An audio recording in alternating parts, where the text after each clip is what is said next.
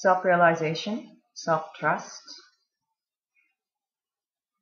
I'm involved with taking a course online, so I'm able to take this course at home called the Desteni I Process, DIP.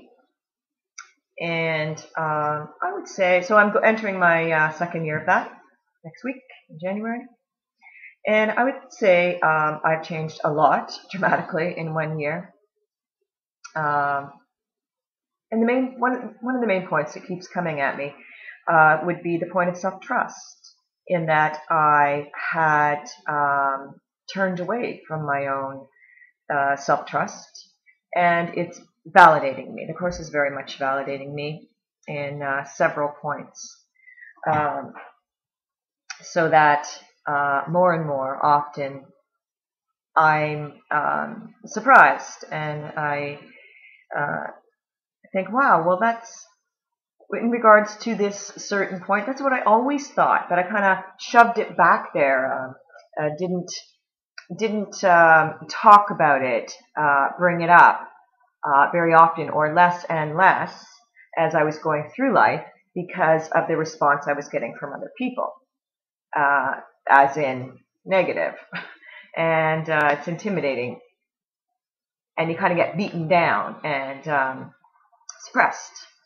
I would accept this beaten down suppression because of fear. If I'm thinking this certain point and it's getting such negative feedback, well, perhaps I'm wrong.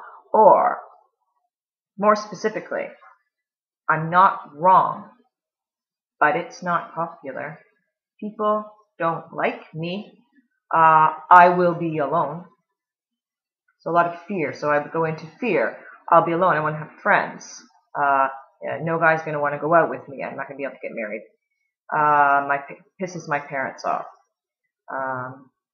So, for example, if I said, gee, why do we let these people live on the street? They don't have any money. Like, it's horrible that they should be taken care of. And that point would be unpopular. For example, well, yes, someone could sympathize with that. It was very tragic and sad, but there was really nothing we could do about it except for give some charity, because this person does not, say, deserve to be taken care of, because it is their own choice, and it will bring the rest of us down if we do this, so that it's impossible. So I would eventually over time think, okay, well, I don't think they're right.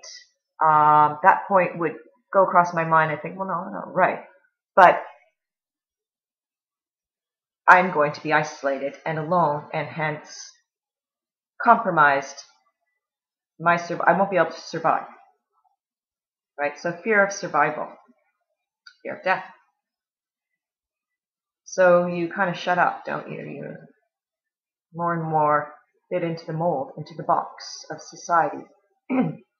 I live in Canada, and so kind of get into that capitalist box and do your best.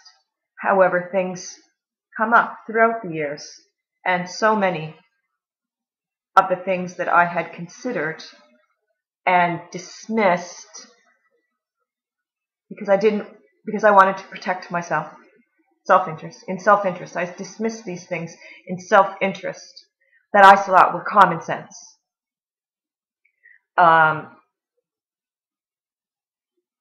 Through my own fear of survival, through self-interest.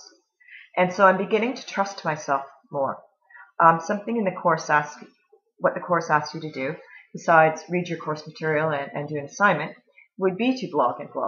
And I made a decision kind of similar to this decision I made when I stopped drinking. Almost a surrender. So I was going to trust, for example, sobriety, no matter how much it hurt that day, no matter how much it hurt, I was going to stay with it and trust, and I got a lot of help with that through Alcoholics Anonymous, wonderful people. I made that decision now, no matter what, even if I die. If I die, I die. So when I was taking this course, Certainly the decision was not that dramatic, but in a way it was. So the course asked me to start blogging and blogging immediately in the first month. And I made that decision that I was going to trust this. I had made that decision because I had, for a year's period, investigated Desteni, which is the group of people online that provide this course. So at desteni.org, I investigated that site for a whole year. I read. There's plenty of reading, lots of reading, and it's fascinating. And so I thought, these people, these beings, I resonate with. There's so many ideas here that I've thought for years, but I've just shut up about them. So that's why it was an easy decision for me, and yet frightening. So I made the decision to go with it. You know what I mean? I'll just go with it. No matter how difficult, awkward, painful, whatever it is, I don't really care. I'm going to do it. It's my decision. I'm going to do it. So in doing this, my self-confidence, my self-worth has dramatically been altered. Dramatically. And I'm trusting myself more. It's not a matter of right and wrong. It is, in fact, a matter of common sense and what is best for all. I've always believed in a world that should be governed by what is best for all in a democratic way. And this is what Desteni is advocating. A world in which we consider with each breath what is best for all, and we don't engage in the mind. So I'm beginning to trust myself more, and that's an incredibly amazing gift. It is what it is. There's no dollar value to that. I'm very grateful for all these people with their feet on the ground. And I'm learning to walk with my feet on the ground and take it one breath at a time in remaining here. As in, not in my mind with past and future thoughts, but remaining here and in doing what is best for all.